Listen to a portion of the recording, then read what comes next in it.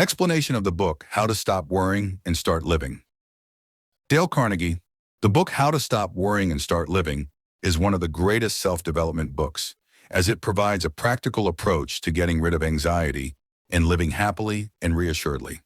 The book is not just theoretical advice, but rather is based on real stories, scientific studies, and personal experiences that the writer or other people have gone through who dealt with anxiety effectively.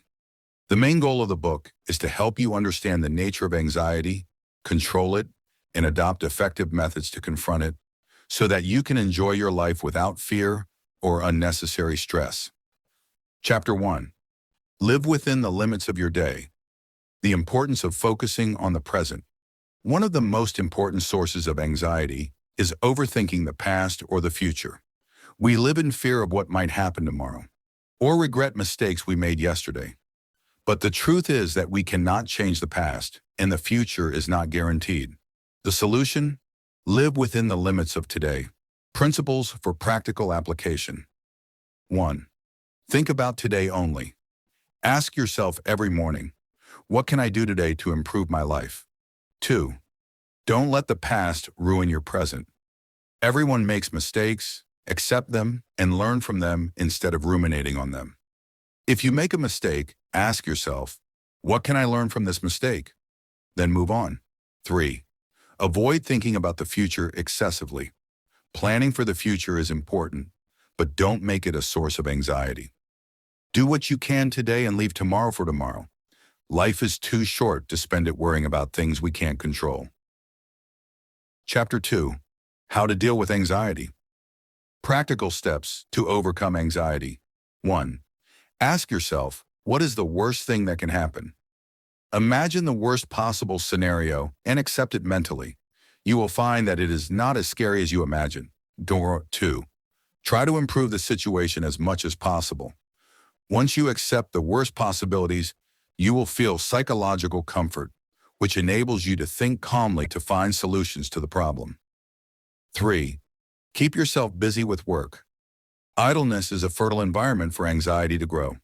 When you are busy with something useful, you do not have time to worry. Practice your hobbies or learn new skills. 4. Be realistic. Many fears never come true. According to statistics, 90% of the things we worry about never happen. Chapter 3. Get rid of anxiety forever. Tips to reduce anxiety. Don't exaggerate problems and ask yourself, will this still matter in 5 years? Remember that worrying will not solve the problem, but rather makes it more complicated. Face problems realistically and accept what you cannot change. Practical example. Imagine that you are afraid of losing your job. Instead of worrying, you can improve your skills to be more efficient. Look for alternative job opportunities as a backup plan. Chapter 4. How to avoid worrying about criticism. Criticism is a part of life. You can't please everyone, and there will always be someone who criticizes you. What matters is how you deal with criticism. Tips for dealing with criticism. 1. Don't take criticism personally. 2. Learn to distinguish between constructive and destructive criticism. If the criticism is purposeful, benefit from it. If the criticism is motivated by spite or jealousy, ignore it completely. 3. Remember that success attracts enemies. The more you progress in your life, the more critics you will have. So consider them an indicator of your success. Example.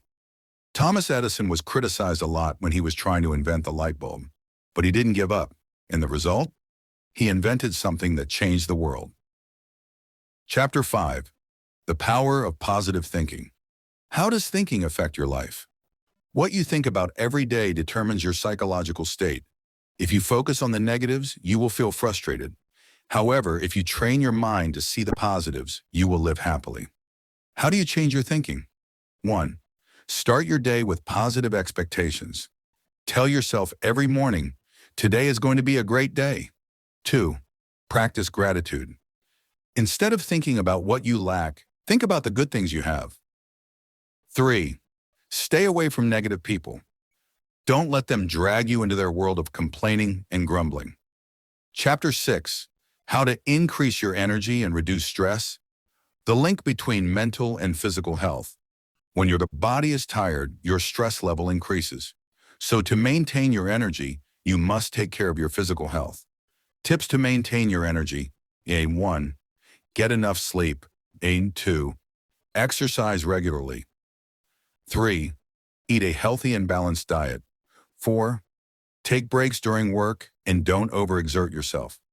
Chapter 7. How to build good relationships. The importance of good relationships. Feeling loved and appreciated by others reduces stress and makes you happier. Tips for building strong relationships. 1.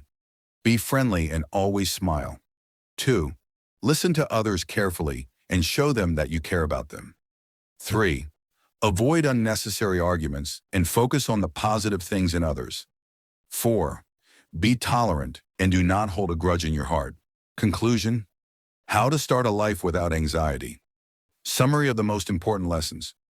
Live within the limits of your day and do not waste your time worrying about the past or the future. Analyze your problems objectively and deal with them with practical steps. Accept criticism and do not allow it to affect your life. Change your way of thinking and focus on positive things.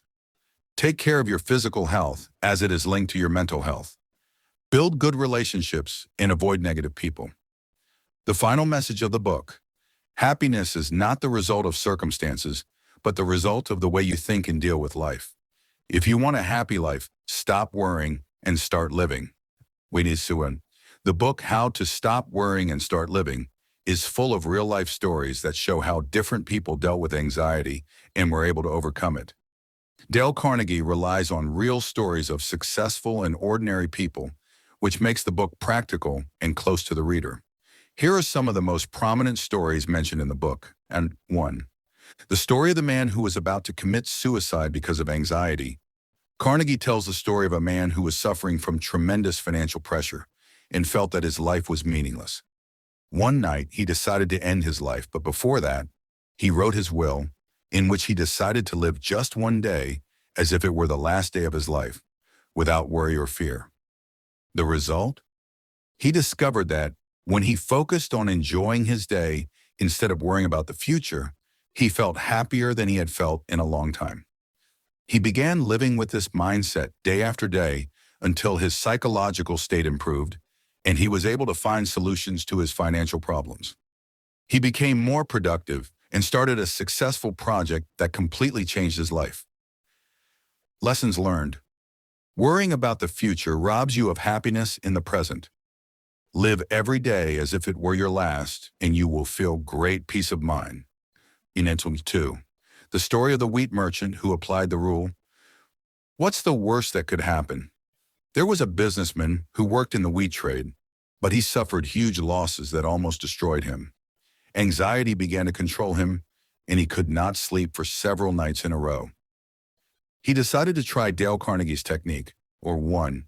He asked himself, what's the worst that could happen? He concluded that the worst scenario was that he would go bankrupt and lose his entire business. 2. He accepted this possibility mentally and said to himself, if that happens, I will look for a new job and start from scratch. 3. After his mind calmed down, he began to think of practical solutions to save his business. The result? He found a way to reduce his debts and rebuild his business, and he succeeded in saving himself from bankruptcy. Lessons learned. Fear of the unknown is what makes anxiety destructive. When you face the worst possibilities and accept them, your mind is freed from stress and becomes able to find solutions. 3. The story of the pastor who suffered from stress. Until his health collapsed, there was a pastor who worked very hard, but he was always worried about pleasing everyone, which made him feel tired and constantly stressed. After a while, his health completely collapsed, and the doctors asked him to rest completely. While he was resting, he read a quote that made him rethink his life. God put me in this world to accomplish some things, but I don't have to accomplish them all today. The result? He started setting his priorities and focused on the important things only. He learned how to say no to unnecessary tasks and began to live his life calmly and peacefully. His health improved, and he regained his energy again. And there were lessons learned. Don't try to do everything at once. Set your priorities and focus on the most important things. Rest is essential to maintaining your mental and physical health. 4. The story of the man who changed his life with gratitude. Carnegie tells the story of a man who suffered from depression and constant anxiety until a psychiatrist advised him to practice a simple habit. Write down 3 things every day that you are grateful for. At first it seemed silly to him, but he decided to try. He wrote simple things like, I am grateful that I can walk in good health. I am grateful that I have a family that loves me. I am grateful that I woke up today. The result? After a few weeks, he noticed an improvement in his mood, and he began to feel happy again. He continued this habit, and he found that gratitude helped him overcome anxiety and stress. Lessons learned. Practicing gratitude daily can change your life completely. Focusing on the blessings you have instead of what you lack makes you happier. 5. The story of the doctor who lived to 90. Because he avoided worry.